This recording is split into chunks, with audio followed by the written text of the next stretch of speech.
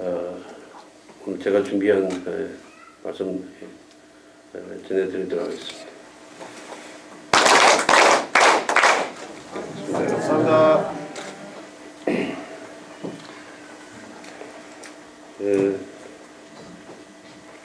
얼마 전에 신문에서 앞으로 이제 없어지는 직업들이 이제 있는데 그 기사를 갖다가 좀 보니까요. 당장 10년 안에 없어지는 직업들에 대해서 이렇게 일람이 나와 있습니다. 그래서 왜 그러면은 그 직업들이 없어지고 바뀌느냐?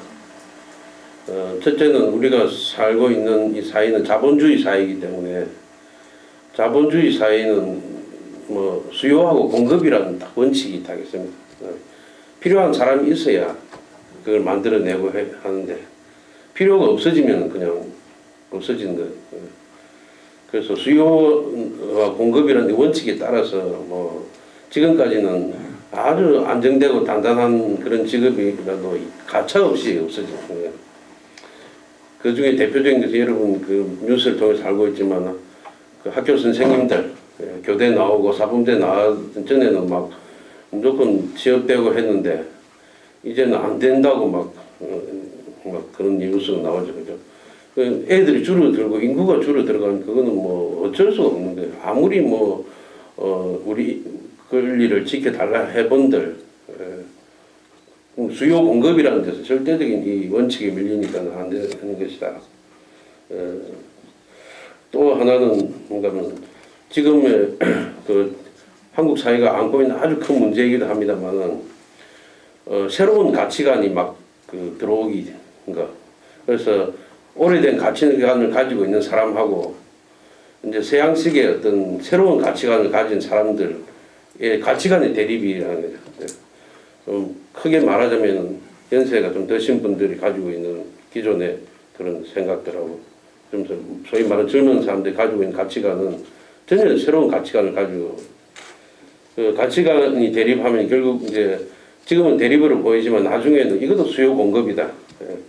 이 사람들 새로운 가치관을 가진 사람들이 바라는 게 다른 세상이 되면은 기존에 있던 직업도 달라질 수밖에 이제 없는 거다. 그래서 앞으로를 내다보면 새로운 가치관의 수요의 공급을 해주는 걸 빨리 이제 대응해 가지 않으면 안 된다. 또 한 가지는 앞으로 기계로 대체할 수 있는 직업들은 거의 다 사라진다고 봐야 되는데 기계 이 산업이 얼마나 지금 더 기하급속도로 발전하고 있습니다.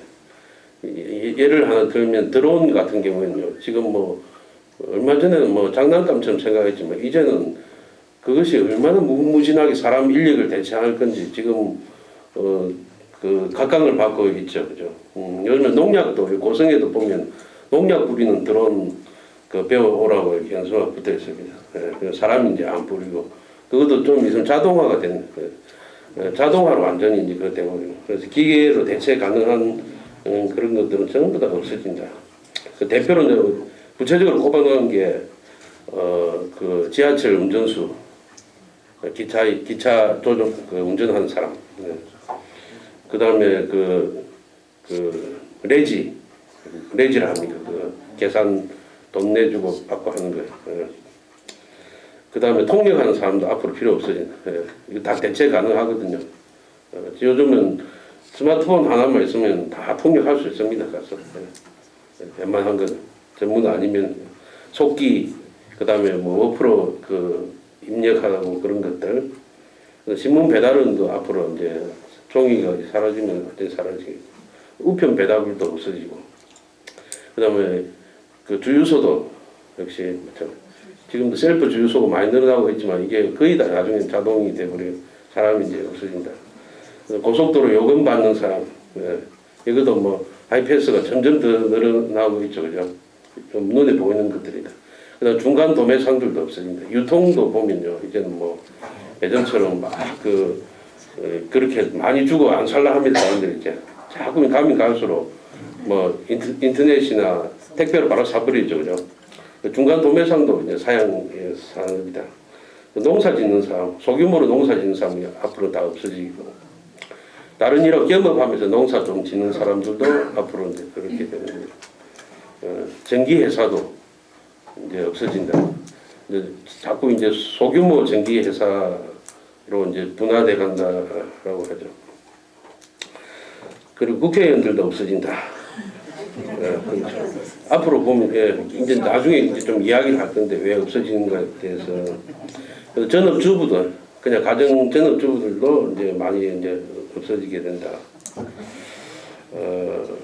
이런 것들 보면요, 가치관의 변화하고 기계로 대체 가능한 것들 이런 거 다 이런 것들 뿐이다. 그래서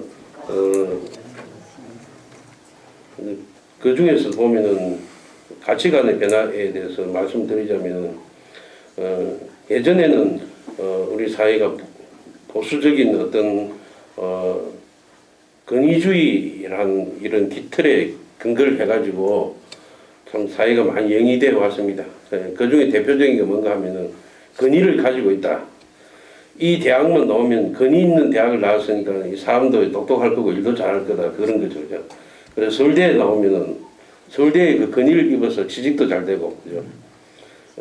뭐든지 그 뭐 다 인정을 해주는 그런 게 그 권위라는 거죠. 그런데 이제 이런 것이 이제 권위주의가 몰락해가는 사회가 되는 지금 뭐 거의 몰락해가고 있습니다. 그죠? 실제로 보면은 이런 뭐 어디 자격증이 있거나 좋은 대학이 나와서 뭐 이런 권위를 빌려가지고 하는 게 아니다. 서양인들은 벌써 자기 경력 사항 쓸 때 학교 같은 거 안 쓰거든요. 어디 학교 나왔다고 쓰지는 않고 자기 뭐 할 줄 알고 뭐 했는지에 대해서만 쓰는 게 할 줄. 뭐 어디 대학 나온 거 이런 거는 상관없는 것이다. 그게 이제 뭔가 하면은 권위주의나 이런 게 아니고 뭐 문제를 잘 해결하는 사람, 해결할 능력이 있는 사람을 중요하게 생각한다는 거죠. 그래서 우리도 뭐 벌써 대기업들도 그리 하고 있습니다만 뭐 유학 갔다 온 사람들 뽑아 보니까는 일로 못 해요. 미국에 뭐 그 유명한 그런 뭐 아이비리그 나온 그런 좋은 대학 나온 사람들 대기업에 뽑아봐도 시키는 일도 제대로 못 해낸다 정말. 그래서 안 뽑아요. 오히려 국내보다 인정을 안 해주고. 왜냐하면 문제를 해결할 줄 모르니까요. 아무리 지식이 뭐 많고 이렇게 해본들 일한 그 시킨 일에 대해서 자기가 해결할 능력이 부족하다.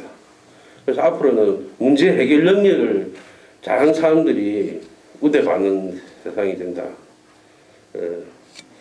그래서 문제를 해결할 능력 같으면은 뭐가 필요한가 하면 굉장히 유연한 생각이 필요하다. 예를 들면 문제가 뭐냐? 오늘 엄마 생일인데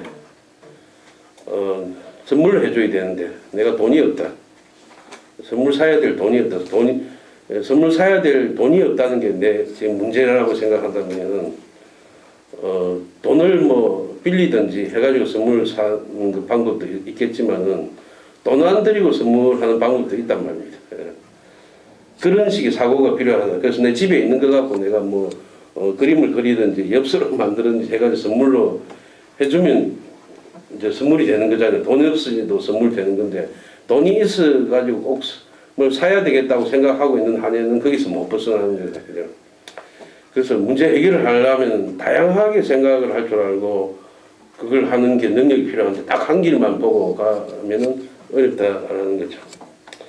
그래서 이제 문제를 다르게 풀어보는 사고가 필요한데 우리가 지금 살고 있는 사회는 지금 물질적으로 굉장히 많이 윤택해졌습니다. 몇십 년 전에 비교하면은 뭐 정말 몰라볼 정도로 윤택해지고 이제 먹고 살기 바쁘고 막 이런 데서 거의 벗어나가지고 뭐 물질의 혜택을 많이 받고 있지만은 문제는 그 물질하고 정신에 있어서 정신의 쇠퇴라는 것이 심각할 정도로 많이 지금 진행되어 있는 사회다. 그래서 요즘에는 무조건 물질과 외형으로 보이는 것만 중요하게 생각하지 않습니다. 그래서 안에 내면이나 정신적인 어떤 가치나 건강은 전혀 별로 중요하게 생각 안 하고 그게 새로운 가치를 가진 젊은 세대일수록 특히나 더 요즘 아이들 하는 말 감지 나는 삶, 오대가 나는 거, 뭐 밖에서 보기 좋은 거, 나도 이리 번지르르하게 한번 즐기면서 살아보는 거 이런 것만 더 관심이 있지. 그거 뭐 못하면은 뭐 나고자처럼 이렇게 생각하고 흙수저나 이런 말 이야기하면서 하는 거다. 확실히 사람이 살아가는 건 물질이 중요합니다.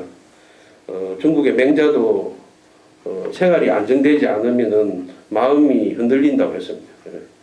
뭐 분명한 사실이죠. 생활의 안정 속에서 마음도 우리가 평정심이라는 것이 있는데 문제는 이제 우리 현대인들은 너무 물질적인 것에 갱도돼서 그냥 물질이나 돈을 삶의 목적으로 삼는다. 모든 척도로 그걸 계산을 하고 그래서 자꾸 그런데 물질에만 집착하다 보니까 인생이 허망해지는 거예요. 거기서 만족을 못 얻으면 그냥 인생이 허망한 인생밖에 안 되는 거예요. 내가 돈을 많이 못 벌어놨거나 재산을 못 모아놨거나 이렇게 출세를 못 해놨으면 그냥 허망한 인생이라고 생각하는 것 자체가 우리 정신이 피폐해져 있는 것이다. 그렇다고 해서 절대 허망한 인생은 아닌데 우리 정신이 말하자면 피폐해져 있기 때문에 허망하다고 생각하는 것이다. 그래서 외적인 것에만 치중하다 보니까는 남을 해치는 일도 뭐 그렇게 심각하게 생각 안 하고 정신적인 그런 역량은 풍족한 물질에 비해서 너무나 낮은 수준에 와 있다라고 할 수 있습니다. 그래서 물질과 정신이라는 게 축이 탁 이렇게 균형이 맞아서 가면 사실은 제일 좋습니다만 정신적인 축이 무너지고 있기 때문에 정말 사람이 진정한 가치는 자기 내면에서 찾을 수 있고 우리가 찾으려고 해야 된다. 그래서 이 문제를 바라보는 시각은 우리가 전리교식으로 사고 방식이 바로 필요한 데다. 어떤 사람들은 앞으로 종교는 사양 산업이다. 이제 이렇게 되는 종교도 왜 사양 산업인가? 한국에서 종교가 왜 사양 산업인가 하면은 한국의 그 신앙하는 사람 행태가 너무 기복 신앙을 하기 때문에 그래서 앞으로 이제 기복 신앙을 이제 가면은 새로운 가치관 가진 사람들은 기복을 하고 좀 멀게 생각하거든요. 자꾸 그러니까 이게 벌어지는 건데 이 기복 신앙이라 생각하지 말고 문제 해결을 하기 위한 어떤 가르침이나 신앙 이런 입장에서 보면은 아주 뻗어나갈 길이 또 많이 있다라고 생각합니다. 그래서 그런 게 말하자면 우리는 요새는 권위주의가 올라가지만 우리는 오히려 권위주의를 신봉을 하고 있죠. 어떤 권위주의냐면 어버이 신님의 가르침, 교조님의 해주신 말씀 이건 절대적인 권위를 가지고 있는 거예요. 교조님이 이렇게 하셨다 하면은 거기에 대해서 막 우리가 굳이 증명을 하거나 그렇게 하려고 애쓸 필요 없이 우리가 믿고 따르지 않습니까? 그게 이제 진정한 우리가 믿는 권위주의지 않느냐. 또 교조님이 해주신 그런 일러주신 가르침이야말로 지금 우리가 현대사회에서 그 만나고 있는 굉장히 다양한 그런 문제 해결을 풀 수 있는 그런 열쇠가 되는 거다. 이리 생각하고 좀 사고도 유연하게 이렇게 생각하면서 대처를 해갔으면 합니다. 그리 생각해 보면은 우리가 전리교에서 왜 근행을 올립니까? 라고 하고 묻는다면 여러분 과연 어떻게 대답을 하겠습니까? 교조님이 가르쳐줘서 올린다. 뭐 이거는 뭐 이렇게 할 수 있겠죠. 근데 교조님이 왜 근행을 가르쳐 주셨는가? 말하자면 본래의 인간을 창조할 때는 완전 때묻지 않는 순수한 그런 혼을 가진 마음을 가진 인간이었는데 살아오면서 마음에 티끌을 쌓아서 말하자면 티끌이 쌓이고 얼룩이 져서 뭐 더럽혀져 있는 상태에 우리들은 근행을 통해서 근행이라고 하는 것이 태초에 인간을 창조할 때 어버이 신님이 수호하셨던 것을 사람이 알아볼 수 있는 형태로 표현한 거라 했는데 근행을 통해서 사람이 갱생을 한다라고 가르쳤어요. 교수님. 근행을 통해서 사람이 태초에 그런 때묻지 않는 마음으로 돌아가는 것, 혼으로 돌아가는 것, 살고 있으면서 갱생을 하기 위해서 은행을 올린다. 그래서 분명한 그런 목적을 가지고 보는 것이다. 라고 이야기할 수 있습니다. 그래서 근행이라고 하는 것은 인간이 편리하게 즐겁게 살 수 있도록 가르쳐 주신 근행인데 근행에 의해서 이 세상에 다시 인간을 만드는 것이다. 갱생을 하는 것이다. 라고 가르쳐 주시다. 그래서 어버이 신님이 교조님의 입을 통해서 인간 창조의 뜻을 가르쳐 주시고 우리의 마음의 청소를 통해서 인간 창조 당시와 똑같이 그 후에 뒷글에 휩싸여서 여러 가지 자기 마음대로 써온 그 마음에 따라서 인연을 쌓아온 인간들을 인간 창조 당시처럼 때묻지 않는 사람으로 다시 만들어내기 위해서 은행을 올린다라고 가르쳐 주셨습니다. 그래서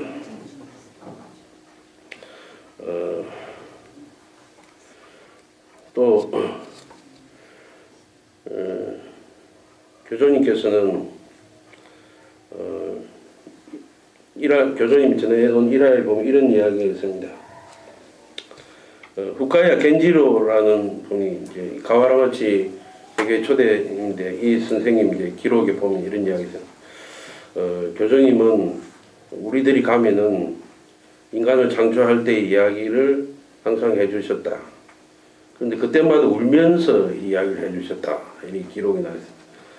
그 해준 이야기가 뭔가 하면은 변하지 않는 것이 하늘의 리야.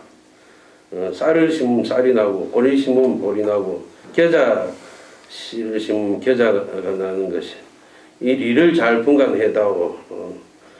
인간이 나와서 자기 혼자 큰 것으로 생각을 하고 있지만은 자기가 뛰어나고 잘나도 자기 힘으로 뛰어나고 잘난 것이 아니다. 그거 크게 잘못 생각하고 있는 거야. 그래서 사람은 어쨌든 나만 좋으면 그만이라는 마음은 제일 안 되는 거야 라고 가르쳤어요. 그래서 모두가 어버이 스님 귀여운 자녀이고 내 몸이 귀엽고 중하다면 남의 몸도 귀엽고 중한 걸 생각해도 라고 했습니다. 이 세상에는 화재를 만나서 맨몸으로 울고 있는 사람도 있고 도둑을 만나서 고생을 하는 사람도 있고 왜 이런 걸 당하는지 이 일을 잘 분간해 주는 것. 그래서 신은 자녀 기했기 때문에 이걸 알려주기 위해서 그런 것이다. 이렇게 이야기를 해주십니다. 말하자면은 사람은 상생할 때 제일 사람으로서 값어치가 있는 거다. 상생, 서로 살려주는 것이. 뒤에도 이야기가 나옵니다만은 사람은 자기가 뭐 범부심이라 해가지고 평범한 사람 마음은 남이 나 안 좋게 이야기하면 기분 나쁘고요. 내 칭찬해 주면 기분 좋고 남보다 조금 위에 올라가면 기분 좋고 남이 내 세워주면 기분 좋고 남이 나를 깔보고 막 이리 하면 기분 나쁘고 이게 이제 범부심이라 평범한 사람의 마음이랬습니다. 그거 따라서 기분이 좋아지고 나빠지고 이렇게 하는데 남보다 좀 뛰어나다 생각 우월을 해가지고 이렇게 서 있고 그러는데 그런 마음으로 상생하는 마음이 아니다. 저 사람 참 바보 같은 사람이다. 참 모자란 사람이다. 이 생각되면 저 사람이 바보라고 생각할 수 있는 것도 신님 소다. 그만은 내 말하자면은 지능이나 지혜가 있기 때문에 가능한 일이다. 저 사람 모자란 거다라고 내가 느끼는 것도 신님 소다. 이렇게 생각하지 않으면 안 된다. 그래서 내가 우울한 게 아니고 신님 소를 딱 이렇게 얼마나 잘 받고 있으면은 저 사람이 똑똑한지 바본지도 알아보고 그래. 그게 신님 소그렇기 때문에 중요한 거는 바보면은 똑똑하게 만들어주고 모자라면은 보태가지고 만족스러운 사람을 만들어주는 게 상생이라고 해요. 근데 우리는 그리 안 살잖아요. 뭐 나보다 못하다 싶으면 뭐 깔보고 무시하고 니는 내 밑에 들어와서 그냥 알아서 시킨 대로 그냥 따라서 해라 이렇게 생각을 하지 그렇게 보태주려고 생각을 안 한다. 진짜 사람으로서 가치를 바라는 게 상생을 한다 그런 거죠. 이 관계가 부부가 됐든 부모 자식이 됐든 같은 인간으로서 다 이렇게 대등하게 놓고 보면은 사람 사이에는 높낮이가 있는 것처럼 보이지만 결코 그런 것이 아니다. 그 부부 사이도 막 그렇게 막 한쪽이 높고 낮고 이 생각하고 그런 게 많죠. 옛날에는 가부장적인 권위적인 그런 것 때문에 그래 했지만 사람으로 봐서도 뭐 능력이 뛰어나고 모자라고 그죠. 그렇게 생각해서 막 그 위에 서가지고 마음대로 그냥 해버리죠. 그런 것이 말하자면 사람의 가치를 떨어뜨리게 되는 일이 된다. 또 모로이 선생이라는 야마나 대교의 초대 선생님 한 이야기가 교주님은 대체적으로 진흙바다 속의 이야기를 많이 했지만은 그 이야기를 해주시기 전에 지금 세계의 인간은 어떤 모르기 때문에 서로 남이라고 생각하고 서로 시기하고 질투하고 원망하고 나만 좋으면 하는 그런 마음대로 각자 마음대로 쓰는 그런 마음은 틀린 것이다. 이렇게 남이라고 생각하고 서로 시기 질투하고 싸우고 하는 것도 다 근본을 모르기 때문에 그런 것이다. 그래서 이대로 두면은 부모가 자식을 죽이고 자식이 부모를 죽이고 이런 것은 도저히 볼 수가 없기 때문에 근본을 알려주는 것이다. 이렇게 이야기를 하시고 어둠의 이야기, 진흙바다 이야기 들어주시다. 그래서 그 이야기에 대해서는 친필에서도 자세히 나와 있죠. 친필 13호의 43수부터 51수까지 온 세상 사람들은 모두 형제야. 남이라고는 전혀 없는 거예요. 이 근본을 아는 자는 없으므로 그것을 원리로서는 섭섭할 뿐이야. 높은 산에서 살고 있거나 골짜기에서 살고 있거나 같은 혼인 거야. 그리고 차츰차츰 쓰고 있는 도구는 모두 월일의 대물인 거야. 그것을 모르고서 모두 인간 마음으로는 어딘가 좀비 기천이 있다고 생각했어. 우리는 이 진실을 온 세상에 어떻든 명확히 알리고 싶다. 이것만 명확히 알게 되면 모반의 뿌리는 끊어져 버려. 우리이 진실로 신미하는 높은 산의 싸움만 평정된다면 이 양상은 어떻게 하면 평정될까? 즐거운 근행을 시작하게 되면 라고 이제 가르쳐 줄 수 있는 것입니다. 또 교주님께서는 이 길의 가르침은 학문에 없는 아주 오래된 9억 9만 6천 년 전의 이 이야기를 세상에 가르친다라고 가르쳐 줬어요. 그 이야기를 하나하나 뜯어보면요, 지금에 와서 생각해도 참 신기한 일이 많습니다. 예를 들면 인간 창조 때 인어와 흰뱀이 나오는데 교수님이 말씀하신 인어라고 하는 것은 고기인데 지느러미가 5개가 나와 있다 이렇게 가르쳤어요. 그래서 지금도 보면은 옛날에 고대 그 생물의 그 하석으로 발견되는 시라칸스라는 그 고대 어류가 있습니다. 이런 것 보면 굉장히 그 지느러미가 5개가 나와 있거든요. 그래서 옛날 고대 어류들은 이렇게 걸어 다녔다고 하고, 그래서 거기서 그 지느러미가 나와서 팔다리가 됐다라고 이렇게 이야기를 하고, 그래서 뭐 이런 게 뭐 없는 그런 상징적인 동물을 이야기하는 거 했더니 차츰차츰 이렇게 이제 보니까는 사실 있는 이야기들이 굉장히 많이 구체적으로 이야기를 해주시고 밝혀진 것이 많다.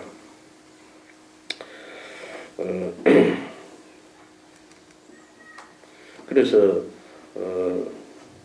쌀 심으면 쌀이 나고 보리를 심으면 보리가 나고 이리 생각하는 것은 우리가 다 당연한 것이다라고 생각을 하고 있지만은 이것이 조금의 그 틀림도 없이 변함없이 계속되는 것이 어버이 신님의 수호이다. 그래서 다른 이야기를 하면은 천년자연의 도리에 우리가 잘 그 천년자연의 도리라는 것을 잘 파악을 해서 분간하지 않으면 안 된다. 사람은 자기 부모로부터 자기가 태어나서 자기 스스로 성장해서 입신 출세해서 자기 힘으로 잘 돼 있다라고 생각하지만은 그것은 틀린 일이다. 그렇게 생각하기 때문에 사람은 나만 좋으면 그만이다 라는 마음이 되기 쉬운 것이다. 하지만 세상 속의 인간은 모두 어버이 신님이 귀여운 자녀이기 때문에 내가 소중한 만큼, 내가 귀여운 만큼 남도 그와 똑같이 다루지 않으면 안 된다, 대하지 않으면 안 된다라고 가르쳐요. 그래서 인간 생각, 교만이 있어서는 안 되고 또 욕심의 마음이 있어서는 안 되는 거다. 이 세상에는 화재를 만나서 아무 재산 다 날려버리고 맨몸으로 고생을 하는 사람도 있고 도둑을 만나서 고생을 하는 사람도 있고 그런 재난을 만나지 않으면 안 되는 것이 천년자연의 도리를 분간해 주는 것이다. 분간해서 들려주는 것이다라고 가르쳐 주셨어요.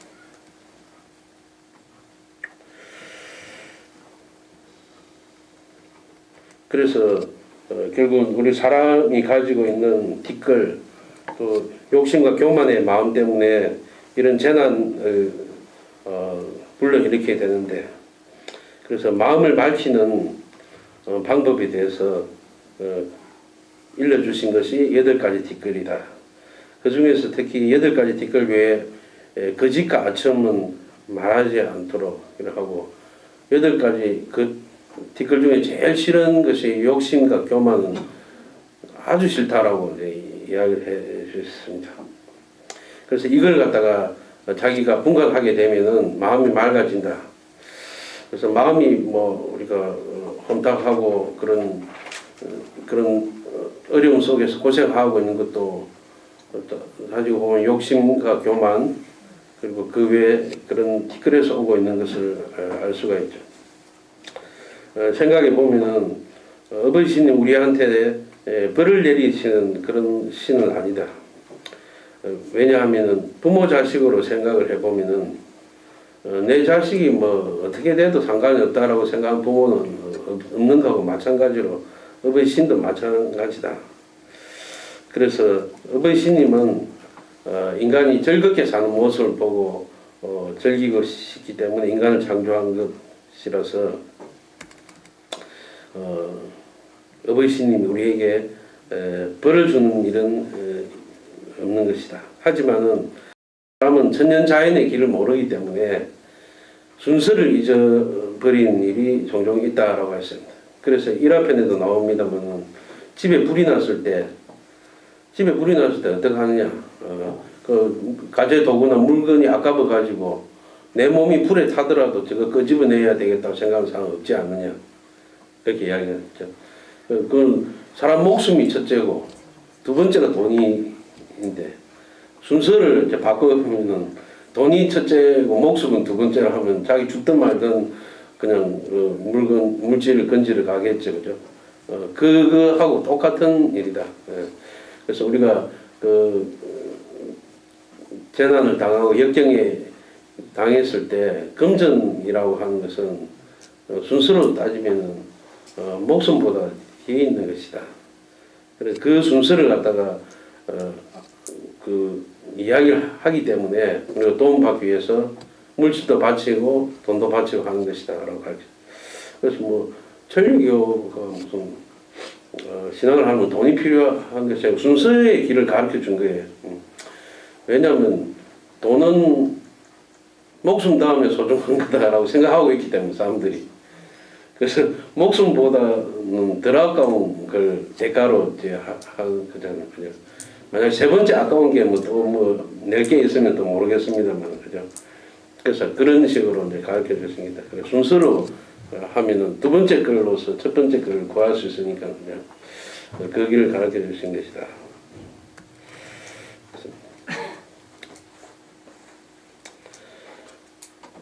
그래서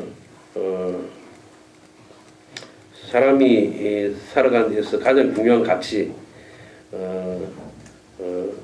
상생의 길이죠.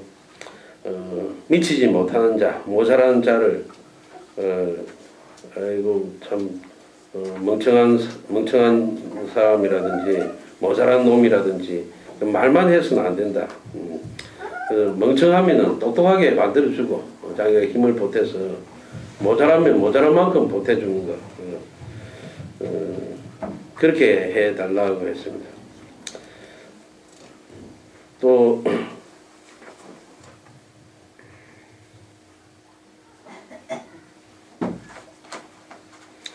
남을 헐뜯고 깎아내리면은 남도 나를 헐뜯고 깎아내리는 거예요. 이것도 천연자연의 길이다. 예. 또 남의 머리를 내가 발로서 짓밟고 그러면 남도 내 머리를 똑같이 발로서 짓밟고 싶어 하는 거예요. 그게 천연자연의 일이다라고 가르쳐요. 그래서 뭐 사람이 그 험담을 하고 안 보이는 데서 안 좋은 소리 하는 만큼 자기 가치를 떨어뜨리는 게 있다. 교수님은 특히 남이 이런저런 이야기를 하고 다닙니다. 이런 이야기를 하면은 하나도 안 들린다 했으면 그 듣는 게 아니다. 그런 거 듣는 게 아니고 티끌은 무조건 피해서 그러라 했어요. 티끌에 그 역할에서 맞서면은 자기가 티끌을 뒤집어 쓴다. 그래서 뭐 험담을 하는 사람이나 이런 사람 만나면 그냥 피해고 안 듣는 것이 좋다라고 이야기해요. 그게 전연자연의 일인 것. 티끌은 맞서봤자 결국은 자기만 뒤집어 쓰는 것이다. 그래서 남을 뭐 이렇게 뭐 교수님 하시는 표현대로 하면 남의 머리를 밟으면 남도 내 머리를 밟고 싶어 하는데 그렇게 해서는 우리가 즐겁게 살 수 없지 않아요. 그래서 서로 세워서 도와주는 것이 우리 즐겁게 살 수 있는 길이다. 그렇게 하려면은 교만한 마음을 내가 뛰어나다는 마음을 우월한 그런 마음을 가지서는 안 되고 저 사람이 참 못한다라든지 모자란다든지 이렇게 남을 깎아내리지 말고 정말 모자라면은 가르쳐 주면 되고 그 진지를 베풀고 나쁜 일을 하고 있으면 나쁜 일을 하고 있다고 이야기 깨우쳐주고 틀린 일은 틀린 일을 하고 있다 깨우쳐주고 이렇게 하면 어떻게 했느냐라고 친절하게 사람을 세워주고 모자란 것을 보태주는 것이 정진실이다라고 하셨어요. 그래서 뭐 우리는 뭐 누가 뛰어나고 그 위에 있고 낮에 있고 그런 건 우리 안에서는 어떤 그런 권위를 가지고 우리가 대해서는 안 된다 생각. 특히 막 평상시에 제 생각하는 건데요. 왜 그 젊은 사람들이 자꾸 틀리고 신앙을 잘 안 할까? 외계현상 그 보이는 모습에 보면 우리가 어떤 이런 봉건주의나 권위주의 이런 게 사실은 굉장히 강합니다. 우리는 신앙의 색채로서 이렇게 따라서 하고 있지만은 그래서 젊은 사람들 가치관에는 이런 거는 참 받아들이기 힘든 거예요. 그래서 전에 학생들이 그래 교수 1화편 읽으니까는 이게 뭐 북조선에 있는 수령님 이야기 같기도 하고 그 진짜 모르는 사람들 입장에서 그런 이야기를 할 만도 해요. 그런 뭐 그런데 우리는 교조님의 어떤 근이라는 그에 가지고 사실 그 안에 얽혀 있는 이야기가 전부 다 있습니다. 생략하고 그냥 밖에 보이는 사례로만 실어서 그렇지 그죠. 그런데 그렇게 생각한다. 그래서 좀 그 젊은이들에게 이 길을 전하고 이렇게 할 때는 좀 그런 걸 좀 벽을 허물어뜨리고 우리가 다가가는 게 꼭 필요하다라고 생각합니다. 그래서 예전에 뭐 우리 그 선생님들 부모님들 하면 신앙이 있는 없네 안 됐네 막 이런 식으로 한마디로 이제 하지만 사실 그런 것도 보면 이제 권위로 가지고 하는 이야기가 된다. 신앙이 없다고 생각하면 좀 이렇게 좀 이끌어주고 그 사람에게 맞게 이렇게 해야 되는데 나하고 같은 식으로 돼야 된다라고 하면은 안 되면은 그냥 떨어져 나가고 그래서 우리도 알게 모르게 굉장히 그런 사실은 안에서 이렇게 자녀들이나 그 후계를 이을 사람들을 신앙을 시킬 때 그런 게 쌓여 있는 것이다. 또 천리교의 사실은 교회 조직 자체가 완전 봉건주의거든요. 원래 봉건주의라는 것이 중국에서 황제가 영토를 다스리는데 너무 넓으니까는 전부 다 땅을 쪼개서 제후들한테 갈라줘가지고 각 지역에서 이제 다스리게 하는 거. 안 그러면 혼자서는 도저히 다스릴 수 없지 않습니까? 그리고 우리도 지금 막 여러 가지 교회, 대교회 막 이렇게 계통으로 막 갈라져 있지만 형태적으로는 분명한 그런 것이 있다. 근데 그런 것이 그 젊은 사람들 가지고 있는 가치관으로 딱 대립되면 딱 거부감이 오는 거예요. 그 인정하고 넘어가지 않으면 안 된다. 근데 그런 속에서 어떻게 우리가 문제는 그런 걸 전면에 내세우지 않고 이제 교수님의 가르침이 핵심이 되는 부분이 들어가야 되지. 자칫 잘못해가지고 밖에 보이는 그런 모습들이 비춰지면은 다 웬만하면 다 싫어할 수밖에 없는 게 이게 현실이라고 인정을 하고 들어가야 되는 거예요. 그럼 꼭 그리 생각해야 되는. 그래서 그런 건 정말 조심스럽게 그런 부분은 접해가야 되지 않나 이런 생각을.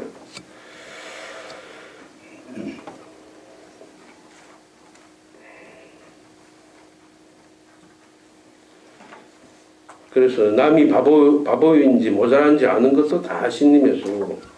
그 알게 되면은 남을 갖다가 도와주는 것이 성진실이다. 그래서 남을 저는 바보 같다니 뭐 잘못했다니 이렇게 막 험담을 하고 끝내버리면 아무것도 아니지만 좋지 않은 인연이 나한테 돌아오지만은 도와주는. 그래서 우리는 서로 살기 위해서 살아가고 있는 것이다. 특히 이 길에 들어왔으면은 특히 더 그리 해야 되는 것이다. 라고 이야기해 주시고 있습니다. 그래서 이 리를 갖다가 분간해 둔다면은 남을 완전 무시하거나 짓밟는 그런 교만한 마음은 없어진다. 이런 마음이 극치에 달하면은 자기 부모도 짓밟으려고 하고 남편이나 부인도 짓밟으려고 하고 그 신임도 짓밟으려고 하고 뭐 천년자연의 리도 다 거슬려고 이제 생각하게 되는 것이다. 그래서 이걸 주의하지 않으면 안 된다. 그리고 그 8가지 뒷글을 말씀해 주실 때 맨 마지막에 경계해 주신 교만은 가장 우리가 내기 쉽고 이 뒷글이 제일 큰 뒷글이다. 그래서 사람은 막 잘난 체 하는 게 나중에 결국은 참 범부의 본성이라 해야 돼. 막 남 위에 서면 우쭐해지고 그것 때문에 결국은 큰 뒷글을 쌓게 되는 것이다. 그래서 자꾸 이제 머리를 낮게 하고 마음을 낮으라 하는 이유가 역시 거기에 있다라고 생각됩니다. 결국 사람은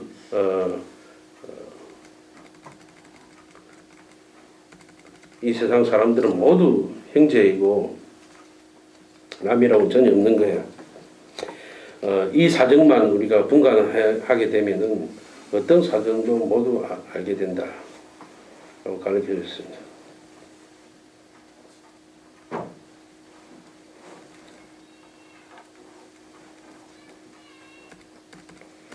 또 형제를 우리 5손가락에 비유해서 말씀해 주시고 5손가락에 이게 하나하나 형제라고 생각한다면은 이 손가락 중에 필요 없는 손가락은 없다. 이 손가락은 필요 없으니까 너는 뭐 안 쓴다. 이런 소리 그런 격이 없는 것이다. 손가락처럼 생각해서 서로 도와서 살아가는 것이다라고 이렇게 가르쳐.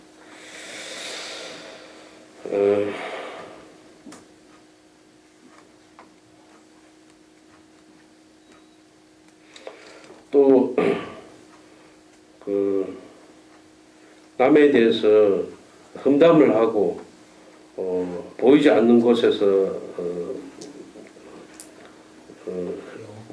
좋지 않은 말을 하고 또 비꼬는 말을 하고 핀잔 주는 말을 하고 이런 것에 대해서 아주 경계를 해줄 수 있다. 왜냐하면은 남한테 욕을 하고 험담을 한다라고 하는 것은 상대를 어떻게 변화시킬까에 대해서 생각을 해보면은 그 결과가 나온다. 그래서 말을 해서 떡을 쌓는다라고 하는 것은 상대를 좋게 해주는 게 이제 그 덕을 쌓는 건데, 욕을 하고 험담을 하면 상대가 좋아지느냐 하면은 절대로 그렇지 않죠. 그래서 이거는 10대에 걸친 중죄다. 참 털어내기 힘든 어려울 만큼 그 티끌이다. 남을 그만큼 안 좋게 하니까 그죠. 그렇게 가기 위해서. 그래서 말도 하면은 상대를 좋게 해주는 쪽으로 하고.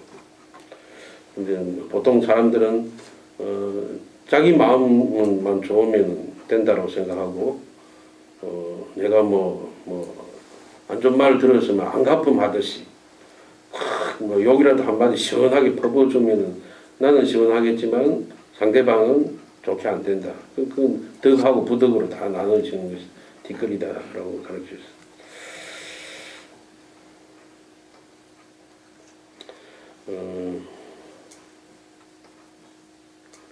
남이 만약에 나한테 험담을 하거나 질투하거나 시기한다 하면은 그냥 내버려 두어야 했습니다. 내버려 두면 그냥 저절로 가라앉는다라고 해서 왜냐하면 어버이 신님이 인간에게 즐겁게 살아갈 수 있는 어둠의 인연을 심어줬기 때문에 그냥 맞장구만 안 쳐주고 이렇게 대응만 안 하면은 악한 거는 그냥 저절로 가라앉게 돼 있는 것이다라고 가르쳐요. 그래서 뒷걸음 피해서 걷는 것이다.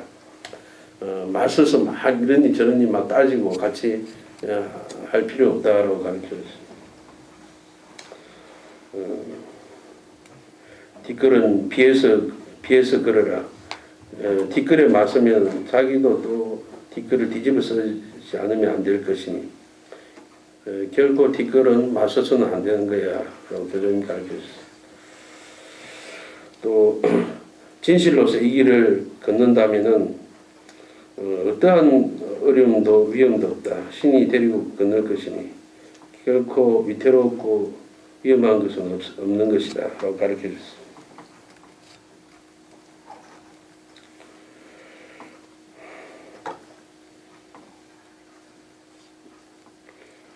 특히 이제 좋지 않은 이야기를 하는 것, 좋지 않는 이야기를 하는 것은 한 번은 봐주고 두 번은 봐주지만 세 번째는 절대로 안 봐준대. 그래서 사람이 말로서 쌓을 수 있는 인연이 아주 크고 또 많은 것들이 있다. 왜냐하면 우리가 즐겁다라고 느끼는 구체적인 그것은 역시 마음이 즐거운 것이기 때문에 말로서 쉽게 남을 즐겁게 해줄 수 있는데요. 말로서 쉽게 남을 기분 나쁘게 해줄 수 있기 때문에 그걸 잘 생각하지 않으면 안 된다.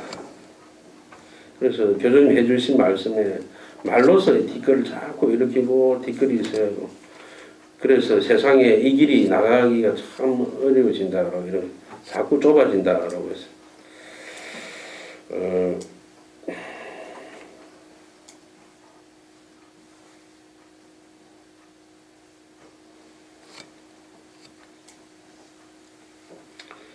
또 사람을 말로서 나쁘게 이야기하거나 깎아내리거나 하는 경우에는 이 길이 세상에 나가는데 자꾸 좁혀진 일을 만들게 된다라고 했거든요. 그래서 사람을 깎아내린 일을 자꾸 하게 되면 아무리 신이 이 길을 만들어놔도 만들어난 길을 전부 다 없애게 되기 때문에 그래서 사람을 깎아내린다라고 하는 거 왜 깎아내리는가 하면은 내가 이익이 있기 때문에 깎아내리는 상대를 깎아내림으로써 내가 위에 서려고 하고 내가 더 뛰어난 사람이 되려고 하는 그런 심리에서 다 보면 깎아내리거든요. 근데 절대로 이 길에서는 잘난 사람이나 위에 있는 사람이 되려고 노력할 필요 없다라고 가르쳐요. 그래서 그것이 신의 길로 없애는 일이기 되기 때문에 결코 서둘러서는 되는 길이 아니고 사람의 인간의 일생이라고 이야기하더라도 사람의 일생이 이런 서둘러서는 안 되고 이 길은 말대의 길이기 때문에 서둘러서 가는 길이 아니다라고 했습니다. 정말 뛰어난 사람이 되고 싶으면 말대로 가서 이제 열매를 딸 때 그런 결과를 이야기할 수 있겠지만은 일대에 막 급하게 서둘러서 올라가려고 하면 안 된다. 그리 하려고 생각하기 때문에 자꾸 남을 깎아내리는 것이고, 남을 깎아내리고 자기가 올라가는 것은 천년자연의 길이 아니다. 저절로 되어가는 길이 아니다. 그리고 이것도 천리에 거역하는 일이 되는 것이다. 라고 가르쳐졌어. 그래서 시기 질투하고 시기 질투하는 것 때문에 우리 몸이 병이 들고 다스려지지 않는다. 이 일을 잘 분간하라라고 가르쳤어.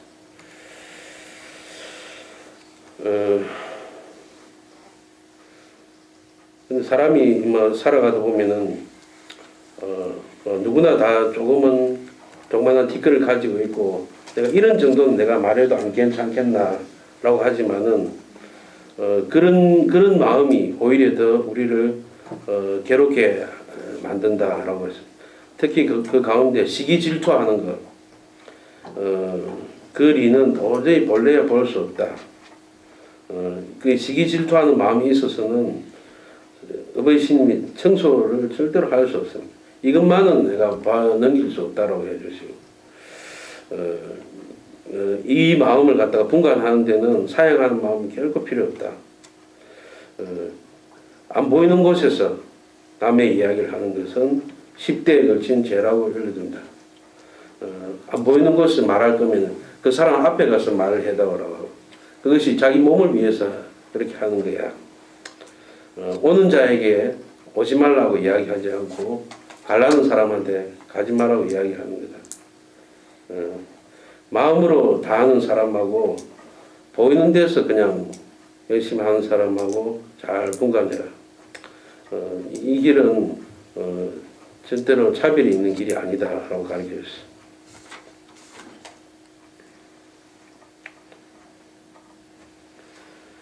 또 그 중에서 우리가 나쁜 인연을 만드는 마음은 원망하는 마음, 그리고 억울해하는 마음, 이 마음만은 조속히 고쳐다오 해서, 그래서 원망하는 마음하고 억울해하는 마음이 좋지 않은 인연을 만들기 때문에 이 마음은 빨리 좀 고쳐다오 이렇게 당부를 해줬습니다.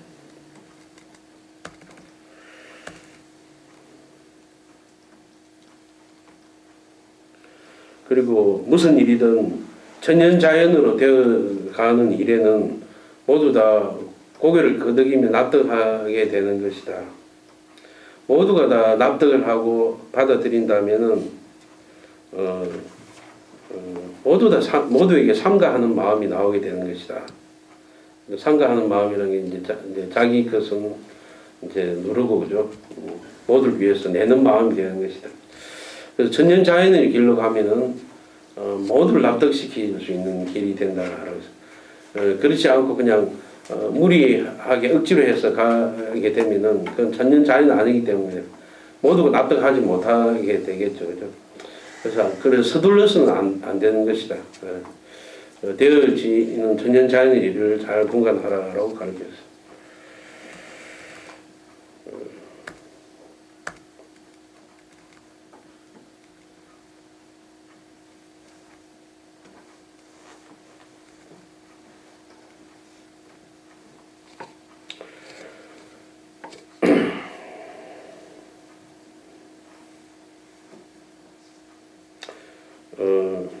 또 지도 말씀에 지금까지는 남이 출세를 하는 이 길에서는 그걸 질투하는 사람은 없겠지.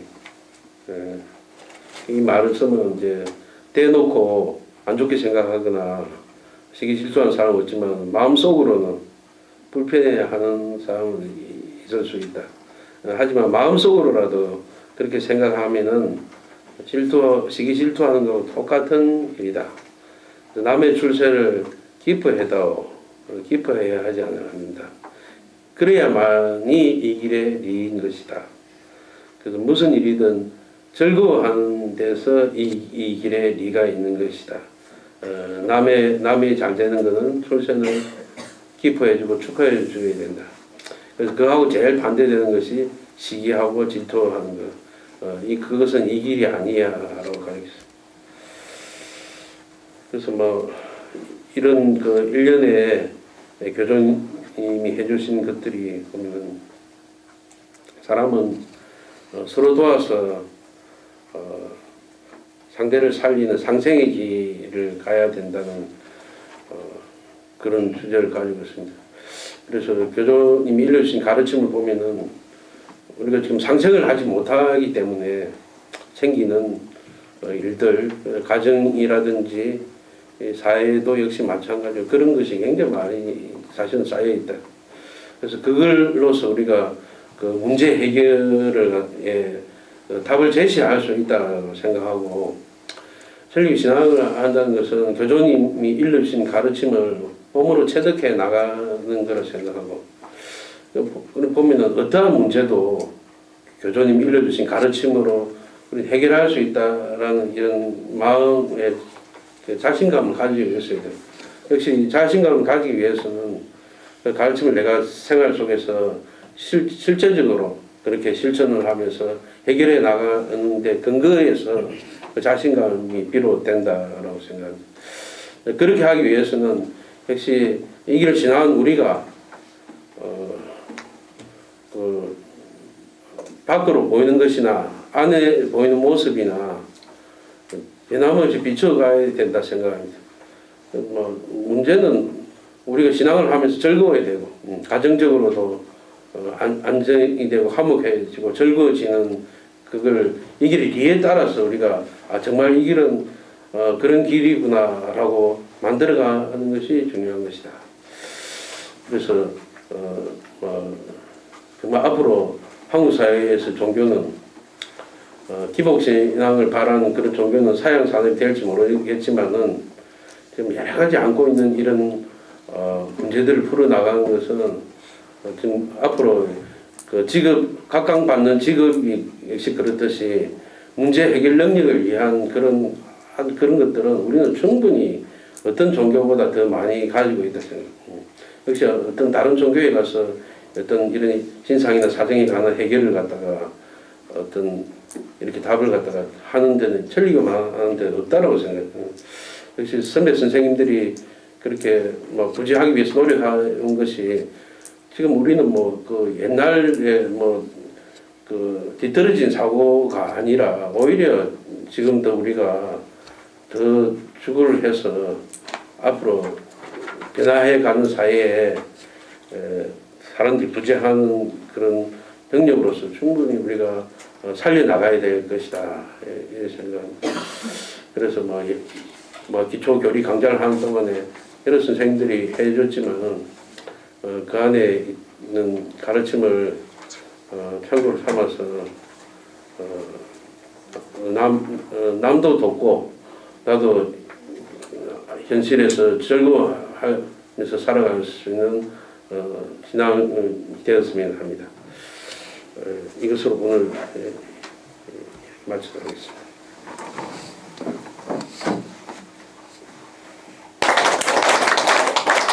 감사합니다.